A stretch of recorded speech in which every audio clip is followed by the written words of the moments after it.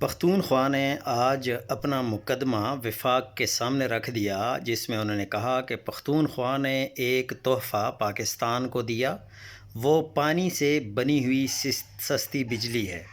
1973 کے آئین کے تحت ہم نے بجلی اور ڈیم کے اختیارات وفاق کو دیے، اس شرط پر کہ منافع KPK کو ملے گا۔ آئین میں یہ لکھا ہوا ہے۔ 50 سال تو کوئی پیسہ ملا ہی نہیں۔ 2016 کے طے شدہ فارمولے کے مطابق خیبر پختونخوا کے 100 ارب روپے کے واجبات ابھی باقی ہیں، جبکہ مجموعی طور پر یہ رقم 1000 ارب روپے سے زائد بنتی ہے۔